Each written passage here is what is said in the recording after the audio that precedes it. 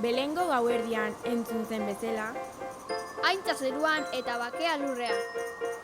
Gaur ere hori nahi dugu kanta. gure munduak bakea behar du. Jesusen berri ona zabaldu dadila. Bera baita bakearen printzea. Horregatik, Gabon kanta hau abestu eta eskaini nahi dizuegu. Abestu gurekin. Garaizaietan izan kemena eta ez galdu itxaropena.